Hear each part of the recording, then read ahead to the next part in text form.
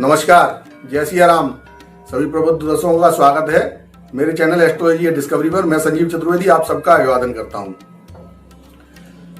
आज एक ऐसा विषय लेकर मैं आप सबके सामने प्रस्तुत हुआ हूं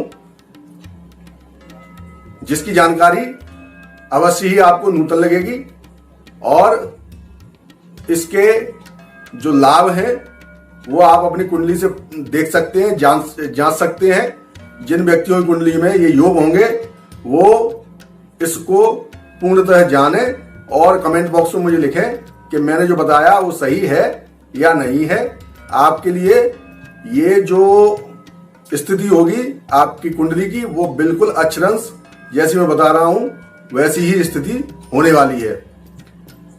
इससे पहले मैं ये चालू करूं, आप लोगों को बताना चाहता हूं कि प्रत्येक महीने के प्रथम रविवार को मेरे द्वारा ऑनलाइन फ्री कुंडली का विश्लेषण किया जाता है, जो आप किसी भी कार्य दिवस में समय प्राप्त कर अपना जो सवाल है वो हमें व्हाट्सएप के जरिए लिखकर भेज सकते हैं। हम आपका उसका जवाब देने का पूर्ण प्रयास करेंगे। नंबर इस वीडियो पर लगातार फ्लैश होता रहता है, तो आप निसंकोच हमको से सवाल करिए और ध्यान रखिए कि इसके लिए कोई भी फीस नहीं ली जाती है। आप किसी को भी कोई भी पैसा न दें।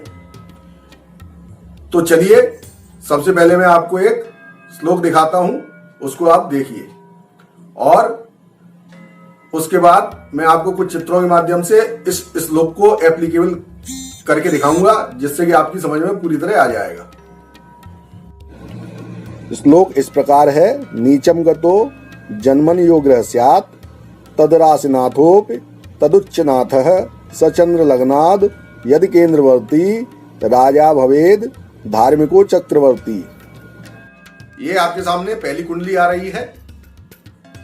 अब जो श्लोक है उसका अर्थ समझ में आने लगेगा कि जो श्लोक की पहली लाइन है उससे ये पहली वाली कुंडली आपके सामने प्रदर्शित हो रही है। धनु लग्न की कुंडली है। इसमें गुरु अपनी 10 नंबर मकर राशि में नीच के होते हैं, लेकिन इस कुंडली में आपको शनि देव जो है वो द्वादश भाव में बैठे दिखाई दे रहे हैं। यहां से बैठकर वो वैसे तो तृतीय दृष्टि डालकर इस गुरु का नीचत्व भंग कर रहे हैं, लेकिन यहां पर जो हमने श्लोक लिखा है उससे इस नीच भंग राजयोग का कोई मतलब नहीं है। यहां पर आप देखिए ध्यान से कि जो सूत्र एप्लीकेबल हो रहा है वो ये है कि जब भी लग्न कुंडली में कोई ग्रह नीच का हो उसका राशिपति, यानी इसमें कुंडली में 10 नंबर में बैठे हुए गुरु नीच के हो रहे हैं, तो 10 नंबर की राशि के राशिपति शनि है। वो जब चंद्र कुंडली में चंद्र से केंद्रगत बैठे हो तो ऐसा राजा चक्रवर्ती सम्राट के समान होता है। तो पुराने जमाने में चक्रवर्ती सम्राट बहुत सारा धन और राजपाट वाला होता था, लेकिन जो समय काल बदला तो उससे हिसाब से इसकी परिभाषा भी बदल गई। अब जो समय है उस समय में ऐसा व्यक्ति बहुत ज्यादा धन संपदा का मालिक होता है। तो आइए अब इसकी चंद्र कुंडली देखते हैं। यहां पर चंद्र कुंडली देखिए, मीन लग्न में आपके चंद्र बैठे हुए हैं और शनि यहां पर चंद्र से दशमस्त है, यानी कि केंद्र में बैठे हुए हैं। तो ये जो सूत्र अभी मैंने आपको संस्कृत में लिखा हुआ सुनाया था वो एप्लीकेबल होता है, उसका पहला पार्ट एप्लीकेबल होता है। आइए अब एक और चित्र में आपको दिखाता हूं। ये सामने जो चित्र आ रहा है ये कर्क लग्न की कुंडली का चित्र है। इसमें कर्क लग्न में ही मंगल विराजमान है, यानी मंगल यहां पर नीच के है।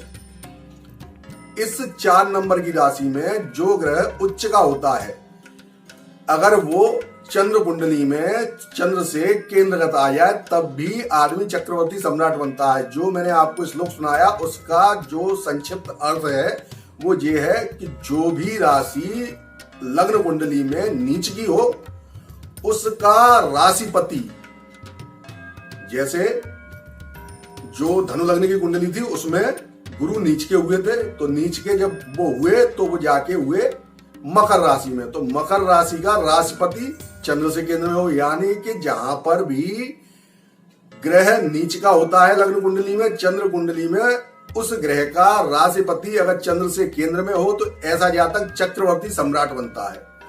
इसी प्रकार उसका जो दूसरा श्लोक था उसमें ये लिखा हुआ था कि जब लग्न कुंडली में कोई भी ग्रह अपनी नीच राशि में बैठता है और उसी राशि में उस ग्रह का उच्च का स्वामी जाके चंद्र कुंडली में चतुर्थ यानी कि केंद्र में बैठ गया है चंद्र से, तो ऐसी स्थिति भी आदमी को चक्रवर्ती सम्राट समान बनाती है।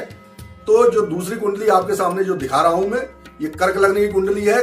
कर्क लग्न में मंगल नीच के होते हैं और यहाँ पर इस कर्क लग्न में आने वाले गुरु जो होते हैं वो उच्च के हो जाते हैं। तो अब आते हैं हम चंद्र कुंडली पे, देखते हैं कि इन गुरु की प्लेसमेंट केंद्रगत होनी चाहिए चंद्र से, तो ऐसा व्यक्ति सम्राट होता है। आइए अगला चित्र देखते हैं। ये जो अभी मैंने कर्क लग्न की कुंडली दिखाई थी उसी का चंद्र चक्र है। यहाँ पर चंद्र से आपको गुरुदेव केंद्रगत दिखाई दे रहे हैं, तो ये भी एक चक्रवर्ती सम्राट बनाने का योग है। आज मैंने आपको ये योग बताया है। आप लोग जितने भी मेरे दर्शक हैं वो अपनी अपनी कुंडलियां खोलिए और देखिए, अगर आपकी कुंडली में ऐसी स्थिति है तो आपके जो नीच के ग्रह हैं उनसे आपको घबराने की आवश्यकता नहीं है। वो बहुत ही अच्छा और अनुकूल परिणाम देने वाले हैं। आप राजा के समान होंगे, इस बात में कोई संशय और कोई संदेह नहीं है। मैं संजीव चतुर्वेदी इसी के साथ आपसे आज्ञा चाहूंगा। आने वाले वीडियो में फिर मिलूंगा, अन्य विषयों पर चर्चा करेंगे। इसी के साथ मुझे आज्ञा दीजिए। आपका आने वाला दिन शुभ हो। नमस्कार, जय सिया राम।